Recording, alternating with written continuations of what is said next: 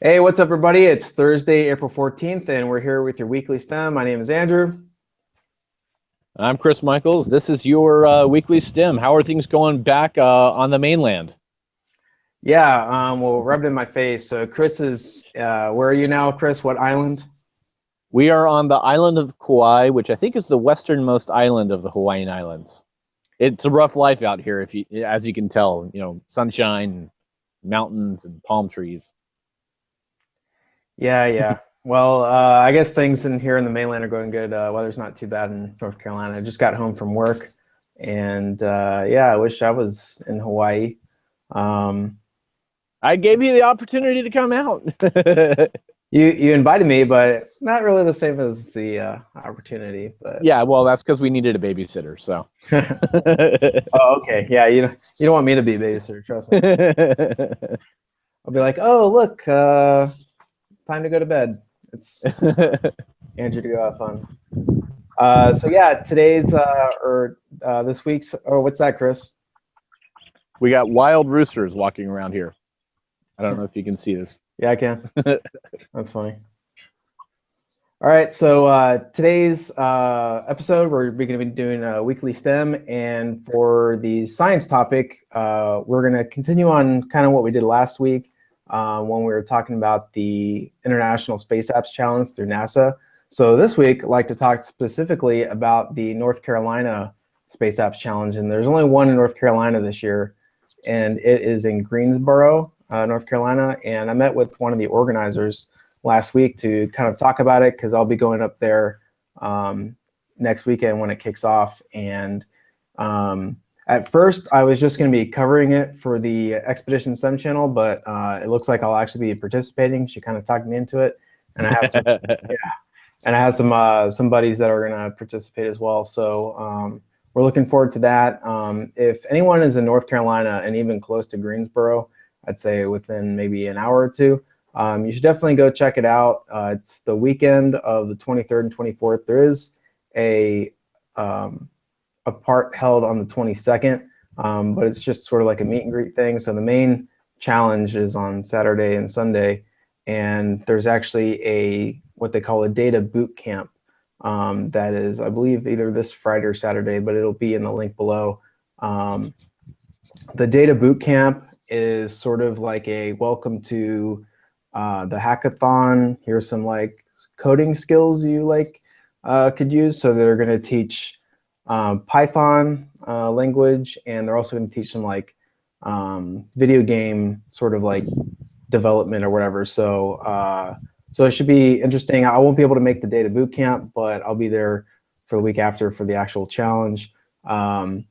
They don't have too many people signed up, so if you guys are interested in participating, there's definitely more than enough room. They're looking to get more people. Again, it's in Greensboro. It's going to be hosted at the Greensboro College, and is hosted by a nonprofit group called Geeks Without Bounds, which is sort of like trying to promote STEM education just like we are. So looking forward to it. Can't wait. There's tons of categories that you can choose from. There's, I think, probably at least 20 categories, and it's all going to be team focused. So if you don't have the necessary skills to do coding, but you are very creative and can think outside the box, then still go.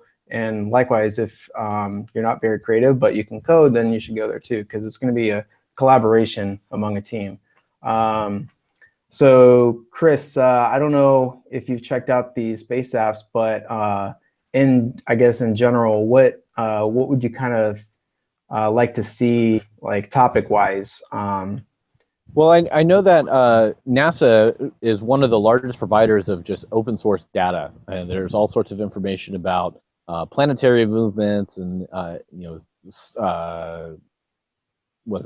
all sorts of stuff about the stars. They have a ton of data that they've collected over time from the International Space Station that they've made as open source data sources.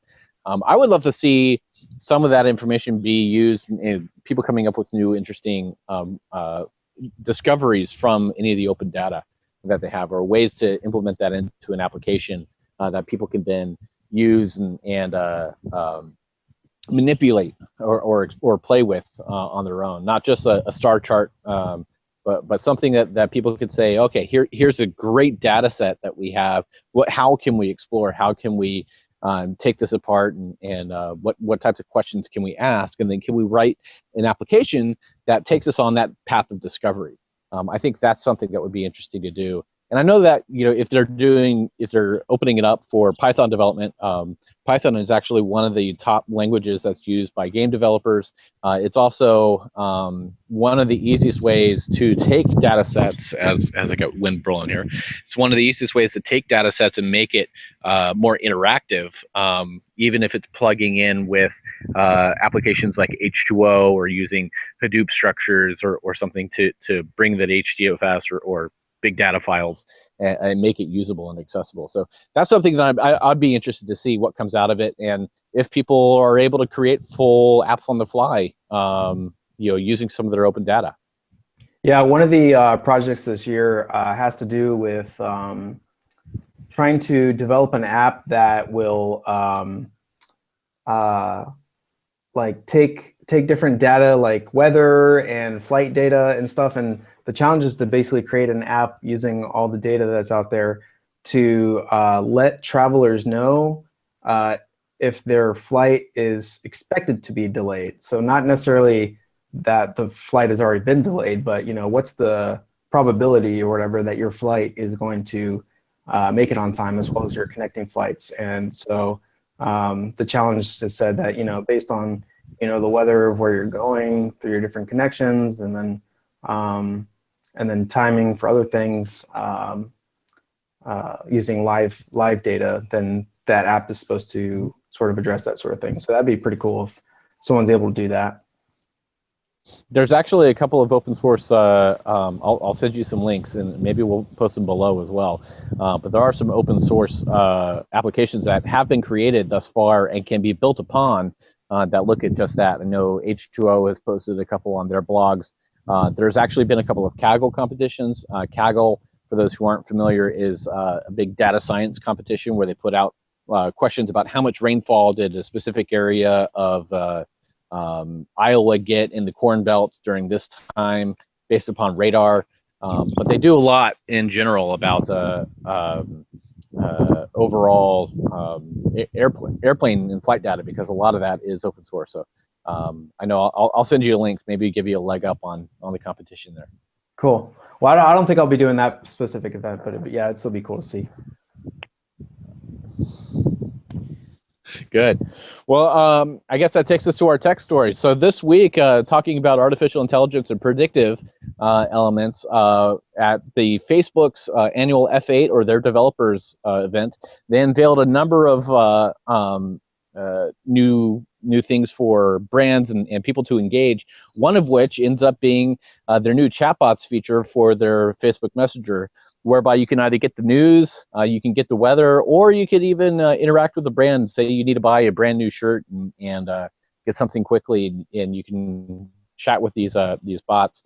A lot of it is still buggy. I mean, it's still in its infancy in rollouts, and the companies that are playing with them still have some bugs to work out. For example, I believe one of the weather bots actually just gave a lot of snarky answers to our friend Sarah Perez over at TechCrunch when she was trying to get the weather. She said, "Will it rain today?" And it said, "Huh?" And so what's the likelihood of precipitation? And it said, "Wet, yuck." And so it was just interesting getting those snarky responses. Andrew, if bots can't get right, I mean, what do you think about brands and companies implementing it? Are you going to miss the personal interaction that you have with people, or do you think you can get the job done with some bots? Well, I don't think the Facebook Messenger is supposed to replace someone from going into a store or anything. It seems like it's supposed to be all sort of like trying to do all your online shopping or news checking in one place. I mean, I guess that would be cool if, like, you know, I think ideally in general, like artificial intelligence or whatever would be awesome if it was only contained in one app. If one app got you everything, like if my Amazon Alexa could answer any single question and do anything I wanted it to, that'd be awesome. So If Messenger is moving towards this, like that's a good thing, but I'm sure there's going to be uphill for a while, because how long have the websites for those different companies existed so far? Now you're integrating it into a different app, so it's not going to be the same experience. People are used to doing it a certain way and getting certain information delivered a certain way, and now it's going to be delivered in a messaging app. So that's like, I like, how do you search for clothes in a messaging app? Like, that's weird. And I saw that as an example with like shoes, and it's like, really? Like, I don't want to shop for shoes in a messaging app. Yeah, well, shoes are the kind of thing you need to have a good fit and put them on your feet. Shirts are something where maybe you can get kind of a trash bag, shaped shirt and put it on us. We're rather large guys. We don't need something super tailored. But speak for yourself. But so, I mean, I think that, bots do one of two things. I think for companies, it's a way to rapidly respond to people. And if you get the message right, if you get the keywords or the type of stringed responses, if you get those correctly, I think that you have the opportunity to respond quicker, have better customer satisfaction, and make it easier for you to create a lengthy engagement with a customer, and not just something that is a one-off, hey, what's the weather? On the other hand, if you get it wrong, I think there's actually larger implications to how what it does for customer service and customer satisfaction. If you create an application that somebody's trying to search for a black shirt and all you're providing is white results, or the bot is not understanding the phrasing of the question, or how somebody, what's being asked or what people are looking for, it's going to become a little problematic. People will be turned off of the app. People will be turned off of the feature. This is actually, not a first time that I've seen bots being implemented. Even Domino's recently has said, hey, you can order a pizza without sending a word. You can just send us an emoji of a pizza. But there's no way to customize that unless you have your favorites already set up and you've ordered from them before, or you actually have a delivery location that's pretty close to you.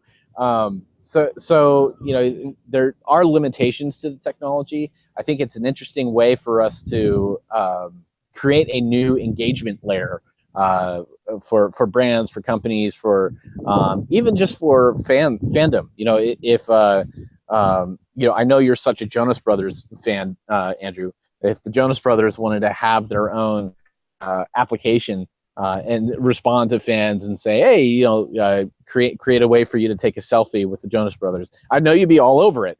But if they did something that didn't, really interact, and I see you smiling over there. I know, I know you're loving it. I don't know. I mean, I know that they're a band, but I was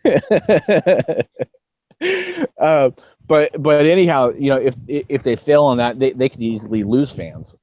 So that's the caution that I see with bots. Bots are a good tool, but they come with a lot of programmatic difficulties that, being as buggy as it is and as young as the technology is in its infancy, I'd hate to see a company, a brand, a person, a celebrity get it wrong to the point that you actually turn people off of bots altogether. Yeah, I agree. I would say that I've started to use my Amazon Alexa less and less. And the one thing that I love the Amazon Alexa for is the voice recognition and basically getting all my words right. Like, I really don't have a hard time having it understand what I'm saying. But the results, though, are very poor in my opinion. I mean, there's only limited things that I can do with it. And like, sometimes when I ask it a question, and even if it doesn't know, I mean, so when it says like, I don't know, like, I'm just like, why did I buy this thing? And I was going to get the Echo Dot. I actually pre-ordered it, but then I canceled it a couple days before because I was like, you know what? Like, I've stopped really using it a lot. And I think when artificial intelligence gets to the point where like we're actually impressed with AI, I think that's when these bots are going to be helpful. But right now all of them are just sort of like, subpar. And with the Alexa, there's like, oh, like, I don't know that, but I've sent this link to your Alexa app, and I'm like, well, I've been using this voice recognition device and now I have to open up an app and like get the link from there. How about you just like maybe tell me what the link is? Like, Yeah. you know, I don't. How do I know if Or it's, you know? or if Alexa would automatically pull it up on your phone for you, just pre-launch the Chrome app or whatever browser you're using, Right. or if you wanted to install something on Alexa. The one thing that I do like about Alexa, and I think chatbots like this can provide, is a more human response than, say, the voice activated call, a customer service that you call someplace and it says, what would you like to find? And you say it, and you hear the in the background of it, and not necessarily the rooster that over here, but you hear the of it recognizing what you're saying, and then it's like, okay, you said customer service. Is that really what you want? And then it's just like this bot asking you 3 or 4 questions before you actually get to a person. So Right. I think being able to have a little bit more personal touch to it is going to be something that's nice. So yeah, I don't know. It'll be interesting to see how it plays out if they end up scrapping it like they've done a number of other advancements in the future. But I think the future's the promise is there. We just got to see if it delivers. Yeah, and one cool thing that or a couple cool things that I loved about the F8 conference, and I only saw the keynote. I don't think they aired any of the other conference, but Mark Zuckerberg in his keynote introduced the UAVs that are going to be delivering internet to third world countries. Like, that's amazing. I'm glad that Facebook is getting, I'm glad that they're doing a lot of good with the amount of money that they have. They seem very philanthropic to people without access to internet. I'm gonna kill this damn chicken. Yeah. And the other thing that was really cool was the 360-degree camera. I don't think they really talked about it in the keynote, but I saw some links afterwards.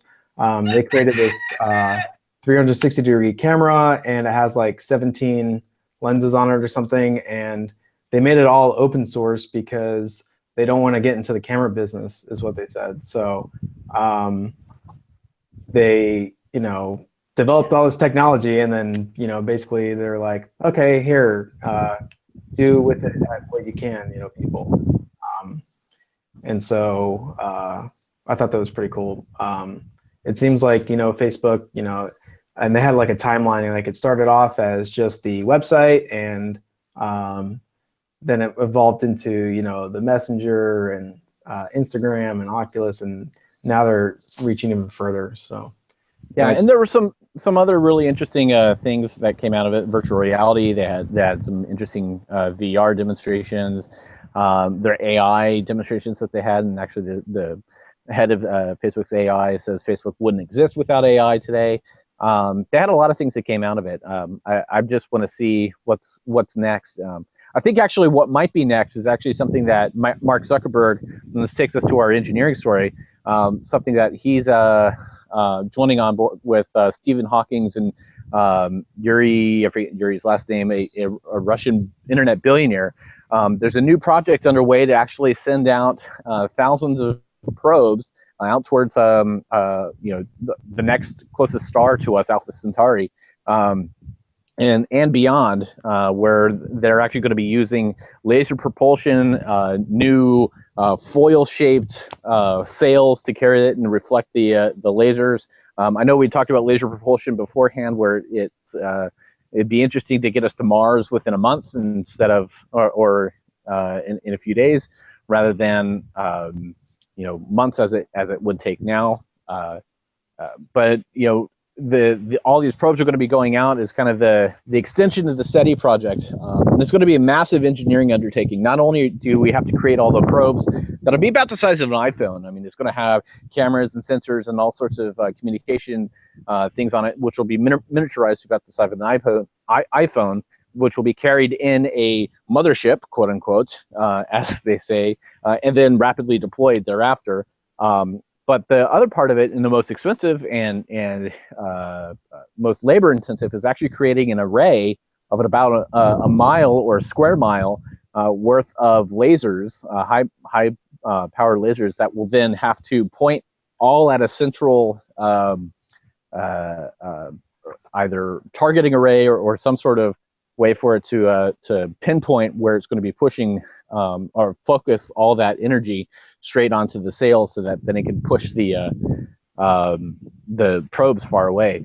Andrew, what are your opinions of the project and the massive undertaking of engineering to see if there is life beyond our stars? I can't wait. I think this is the first time that they're doing solar sails. It's been in theory for a while. I don't think anyone's actually done it before. So it'll be cool to see that. Yeah, so I'm glad we're doing that. Also, these probes are going to be going 20% of the speed of light. That is amazing. Super fast. It's super fast.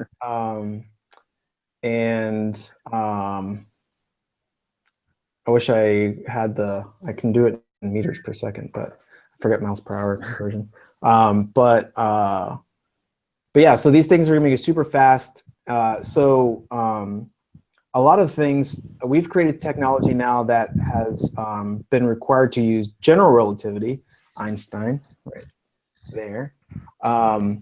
Like GPS satellites, they have to take into account the difference in gravity between being on Earth and being in space to calculate the GPS coordinates. Now they're going to be dealing with special relativity. And special relativity has to deal with when you're going fast rather than being near gravity. So the clocks on that probe are going to be moving slower than the clocks on Earth, or anything moving less the speed than them. For these probes, it's going to take, they said 20 years to get to Alpha Centauri. I don't know the exact, I haven't done the calculation, but that could be something like maybe 10 years or something on according to the probe's time. So it's very, that's sort of weird. It's true or whatever, like that. That's just, it's Interstellar-esque. I mean, that was one of the premises of Interstellar was, when you get onto the gravity of one planet and come off, the amount of time that you're actually on the ground and feel is on the ground may be completely different than somebody who's orbiting the planet or orbiting that solar system. So I think that the time element of things and understanding the relativity of time is going to be interesting, to say the least. I mean, we're so used to our 24-hour clock. And having to adjust to a different clock or a different weight of how things will feel because of the time shifts. I think that's interesting. One other part that I thought was very cool, besides the engineering that's going to take to build these massive solar arrays, I thought it also had to talk about atmospheric distortion, which is something I've never really thought about. When we talk right now, we're talking by a satellite or a connection where it's just us to something that's in orbit. But when you're focusing a laser beam up there, that really has to be so pinpoint precise that even if it's off by 1/100,000th of a meter, I guess that's a nanometer, or I can't do the math in my head, but 1/100,000th, you could actually vaporize that solar cell. And the atmosphere, if you have clouds, if you have heat, if you have a thermal that's created because of where you place it, can actually distort the way that the laser's wavelengths can travel. So for us to create a guidance system or some sort of targeting system that accounts for atmospheric distortion, I think that's actually something that is mathematically and from an engineering perspective just outstanding, how we can create that and predict the atmospheric distortions as well. Yeah, and shout out to Dr. Wren at California State Northridge, who is my optics professor. That's actually, it's called adaptive optics when you correct for atmospheric disturbance or other disturbances, but on Earth it would be atmospheric. Telescopes have that now, and yeah, basically now they and you can do it either way. They've done it both ways. When you're at a telescope in the United States or anywhere on the world, the light comes in and it gets distorted, and that's the reason stars twinkle at night. They don't really twinkle in space. It's because of the atmosphere. So in order to get really good high resolution images of planets and stars and all these other things, you have to correct for the atmospheric distortion. So it's a simple setup, but it's like there's a lot of physics behind it. But they basically distort the mirror in the telescope in order to shape the light back to what it was. And they use that by using what they call like a false star or something. So they basically have like a point of reference that they know should be, a pinpoint, and then they use like a star, and then they get that reference, and then they say, okay, it should really be like this, and then they correct it.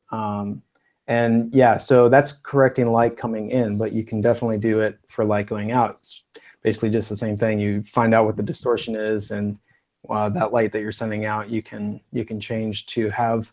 So what's interesting about that is you're sending out distorted light to get corrected by the atmosphere. So that's pretty cool. Yeah. And what I was gonna say about a couple of things about the ship is yeah, so it says it's going to take 20 years to get there, and then like of course it's going to be less time for the actual probe because it's going near the speed of light. What's funny about that is, let's say that they're like, okay, we need, and once it gets to Alpha Centauri, it's going to be like, sending back images, and on the way there, it's going to be sending back images. So images are going to be sent at the speed of light, so they shouldn't take too long to get here. Alpha Centauri is only about 4.5 light years away. So it'll take, once it gets there, 4.5 years for that image to get back to us. Image to get back.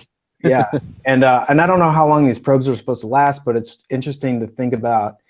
Let's say that the probes are supposed to last a year once they get there or whatever. You might think that you have to design like a system that's going to last 21 years, but you might actually have to design it to last 11 years because that relativity thing is going to be, slowing down their clock so much. So well, and perhaps by the time that it starts getting close, the gravitational pull of Alpha Centauri might actually increase the speed at which that it starts arriving at the star too. That might be something also for it to compensate for is the gravitational waves drawing inward from the star. Yeah, it'll be interesting that I don't know if we've only sent stuff out that's in our solar system, and you can see with telescopes like most of the stuff in our solar system. So when they plan these missions for like the Voyager spacecraft and that sort of thing, it's sort of easy to predict or to determine what the path is going to be for that spacecraft so it doesn't fly into anything. But now you're going to be sending out a spacecraft 5 light years away. Like, oh my God, can you imagine like all the stuff you have to take into account? And like, yeah, your gravitational pull from other objects and that sort of thing. It's pretty cool. Yeah.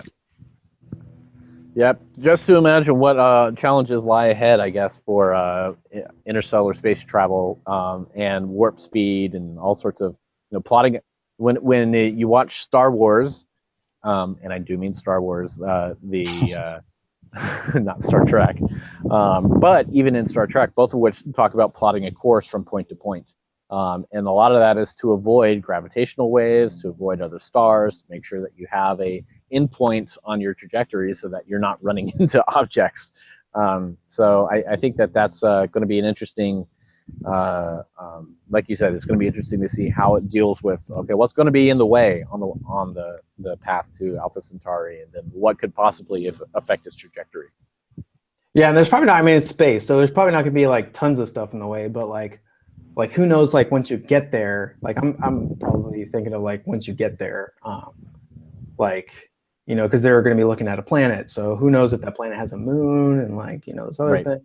Then they can determine a lot of that by just looking at the star system. You can derive the biggest objects from the light curve that they emit, but yeah, there's got to be some unforeseen things that will just not be able to be determined. So yep. All right, speaking of all this cool science stuff, brings us to our math story, which has to deal with schools. So I was looking for a math story and found one, and it got me kind of confused and intrigued and worried.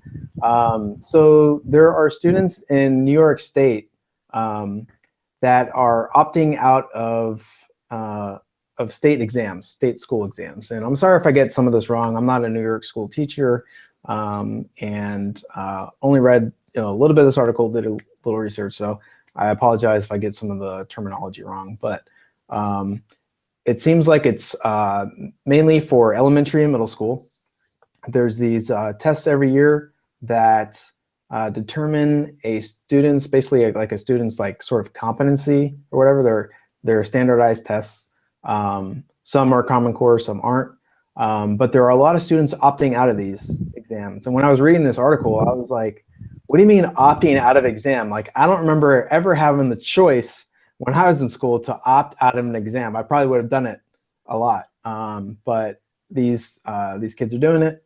And what it actually looks like it is going on here is that in New York State, there's the governor, Anthony Cuomo, I think Cuomo. Cuomo? Anthony Cuomo, yeah. Okay. So he made some kind of law that said that a teacher's annual review is based 50% on this test, or the tests that are not the specific test. Sorry, the performance of the students. 50% of your review. So that's a lot. That got a lot of teachers upset because, you know, if your students perform poorly, does it mean you're a bad teacher? That's basically what this annual review is saying. So so what's happening because of that, if your students are preparing for this exam, which doesn't always cover what's taught in school, the teachers have to take that amount of time and train them to teach this test, basically. And if they're taking time to teach them this test that isn't required, that means they're taken away from the curriculum, and then that means that they're going to be some students do poorly on exams, and that hurts basically the teacher's score. So the teachers aren't really enthusiastic about these exams because they don't have the time basically to teach them these things. And another thing that's weird that I didn't know about is New York City. New York City is a little different because I was talking to a couple of my friends that are school teachers in New York, and they were talking about okay, so these tests aren't required, but they help people get placed into certain high schools, and I was like, what do you mean placed into a high school? I mean, okay, of course there's private schools that if you can afford to, you can go to, but they were talking about public schools, and I was like, what do you mean be placed in a public school? Like, I don't get that. Like, isn't it based on where you live? And they said, not in New York City. In New York City, you apply to high schools, and you can go to any high school you get accepted at. So it's almost like college. You apply to a school, and they take your test scores for the test, and the schools can choose which students they want. So of course, the good schools are going to choose the smartest students because, like, why would you not, or whatever. And so that's affecting what high school they go to. And I find that amazing, and I don't agree with, there being an application to a high school. So in New York City, my friend was saying that, it's almost like this college level, like it's like taking the SATs for college. Like, you got to do really well and all this other stuff. So can you imagine like doing the SATs in middle school? Like that's kind of like what this is. It's putting all this pressure on you to go to a certain high school. And if you don't get a good score, then you probably won't get accepted and that sort of thing. So, so at first I thought, oh, the students are opting out, but it's actually a lot of teachers that are opting out and a lot of parents that are opting out for the student, not really the student themselves. But this year, I think this month, they had the test, and statewide, 25% of students opted out. Last year was 20%. I think the year before that was like 15%. So it's growing each year. seems like a problem with the way things are done. I don't know what the right answer would be, but yeah, standardized tests in middle school. Do you agree with that, Chris? Well, so I remember being in the Washington D.C. area and having to take the MSPAPs every year, as well as the what was the PSAT that you had to take in 8th grade or something like that. Yep. So I remember taking all those tests, and I actually don't mind having to take a test. What I do mind, however, is the fact that many of the educators believe that they need to teach the test. They don't need to teach the curriculum that is appropriate for the age group, and then that there's a state level board of review, or at least something that is determining the appropriateness of the material. Pupils learn at different rates. I do think that there needs to be some level of standardization in what's being taught, so that in 8th grade across the board has the same opportunities and the same material that's covered, but the ways in which you teach it are going to be dramatically different. The ways that students learn it is going to be dramatically different. There's a quotation that if we can't teach, if students can't test the way that we test, can we at least teach the way that they learn? And it's kind of a reflection on the state of education in general, that now we have a test-driven education economy where 50% of an educator's performance review is going to be based upon the performance on the final exam. Nowhere in there does it look at a benchmark of improvement.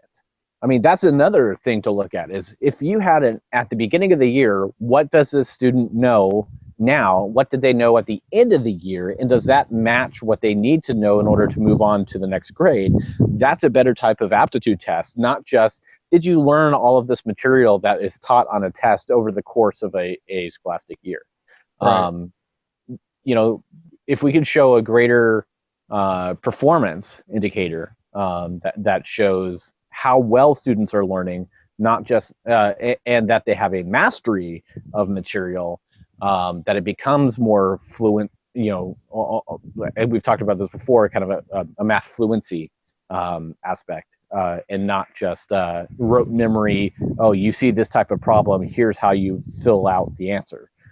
I think that's going to be a better indicator of math performance over time, not just, hey, did you perform well? So I agree that there needs to be a test. I also think that there should be one at the beginning to set the baseline, and so that we know how much a student has improved over time, because improvement can show a better performance of the teacher's ability to adjust the lesson plan, or at least to set up certain things to make sure that that student is progressing. Or maybe there's at-home things that they need to do. Maybe they need to maybe some students are participating in math clubs and math groups. And in fact, New York State and New York City is one of the biggest hubs for math groups in the state of New York.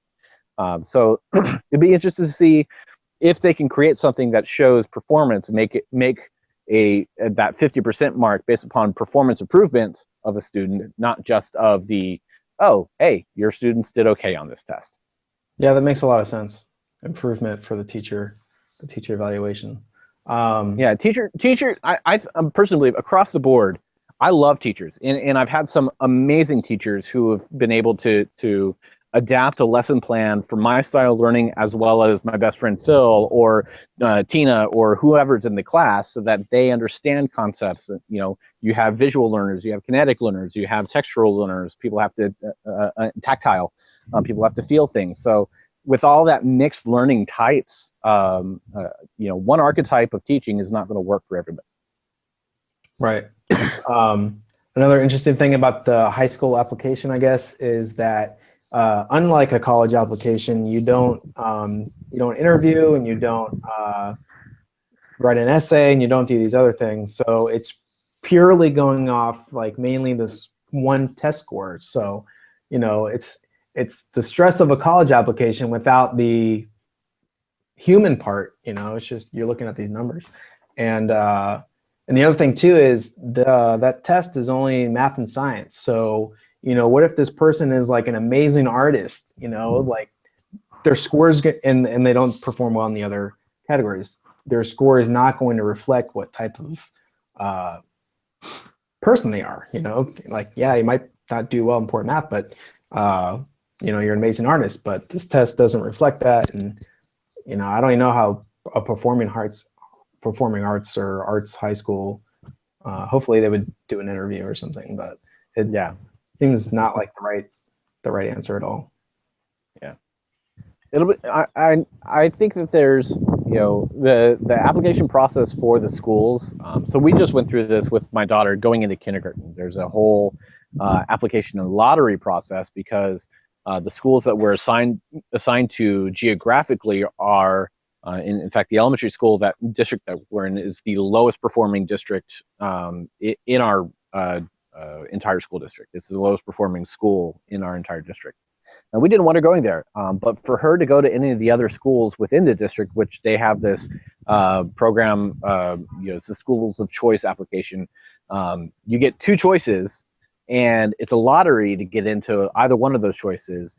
And even though there are two choices, they're only going to try and put you into the one and waitlist that. They're not going to try and put you into the second, because they're going to give everybody else who might have had your second school as their first choice, first dibs on trying to get in there. So it's kind of like a weird, messed up lottery system to get into a better performing school. And there's still the whole, kind of aptitude, or at least, are you ready for kindergarten process? And I can see that, that high schools and middle schools that have these application processes for getting into whatever school district that you want for a particular school, or like New York City, PS 109 versus PS 204. I don't know which are high schools. I might probably just said two of those were elementary school. But getting into those schools, having the opportunity to go wherever, it might be based upon geography. It might be because you've got kids from Harlem who want to go to a better performing school in a different part of town, or kids in the Queens who want to go to the Institute of Technology that they're calling it there in Brooklyn.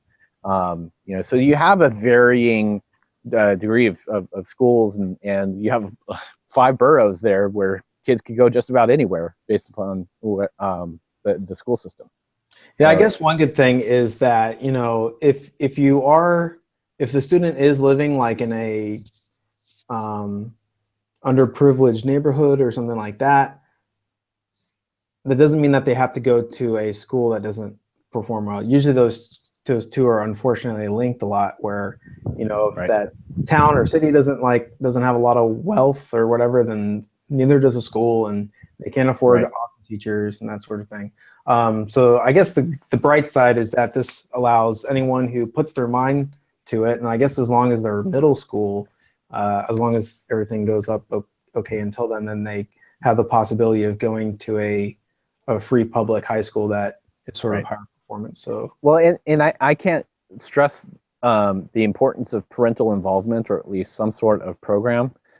We've seen here in California, or I can't say here because I'm in Hawaii, but we've seen in California, in the Bay Area where we live, where schools that have greater and students who have greater parental involvement in their education are actually performing better than those who don't. I mean, it's kind of, I don't want to say it's a given, because we're actually in an area that has a high immigrant population, where you have parents who are working 2 jobs and just don't have time to put into the kids, making sure that they do the homework, or they understand topics, or maybe even the education that they're getting in high school is sometimes higher than what the parents had before they migrated here to the U.S. So you have a gap in there on how much the parent is able to help. But encouragement, parental encouragement in education is something that, even just encouraging them to do well, or do their homework, or be better performing, it does better in the long run than just being absent in the education, absent in the process. And I can't encourage parents enough to at least participate. You don't have to go to a PTA meeting. You don't have to go to every back to school night, but at least know what's going on in your students' lives when it comes to school, and encourage them to perform and reach and explore whatever topic it is that they are passionate about. Yeah, I agree. I'm not a parent, so I can't, I hate to be that person that gives parenting advice to people that are parents, but yeah, definitely seems like you said, like motivation is the most important factor, not necessarily the education of the parent. But as long as you motivate them to do well in school and try and keep them out of trouble, like that seems like your job as a parent is to keep your kids out of trouble. So don't let them get involved into the wrong group of friends and wrong activities, that sort of thing. So, stay in school, people. Yeah. Well, I'm going to go work on my tan. What do you got going on for the rest of the week? Well, it sounds like you got a lot of work. I know. Well, yeah, I'm pretty pasty here. I'm a Finnish boy in it's sitting in the sun. I'm going to come back as Lobster Man. Yeah, are you wearing a shirt, or is that a burn? No burns yet. No burns yet. Cool. But I do have a nice farmer stand going on. Yeah. Tonight I'm meeting with some people from Tesseract Point here in Fayetteville. We're planning the Makers Fair that's coming up next week, and we're going to be talking about the Space Apps Challenge. So it'll be probably about 4 hours of planning tonight. So I'm looking forward to that, figuring out what we're going to do. And yeah, this weekend, I don't think there's much going on. I did my taxes, so if you guys haven't done your taxes yet, those are due on Monday. So it's they're usually doing the 15th. This year they're doing the 18th. I think that's because the 15th is a Friday, but that doesn't really make sense to me why they would change the date. I could see if it was on a weekend, but you have until the 18th. So if you haven't done them, go ahead and do it. You can also file for an extension. And there's Chris's awesome view. Yep. So I'm giving everybody a view of actually the wettest mountain on Earth. This mountain gets 255 inches of rain a year, and I don't know, right in between the pines, you can actually see a waterfall coming down from the top of the mountain. It's just a beautiful view here in sunny Kauai. But that's enough from Hawaii. It's enough from me. Thank you for tuning in. This has been our weekly STEM. If you like us, be sure to subscribe. If you also follow us on Facebook and Twitter, and subscribe to our audio podcasts if you want to get those on iTunes and thereabouts. That's enough for me. I'm Chris. And I'm Andrew, and yeah, if you got any other suggestions of like what topics you'd like to see us do or products you'd like to see us review, just comment down below and let us know what you'd like to see. So that's it for me, and we will see you next time. Aloha.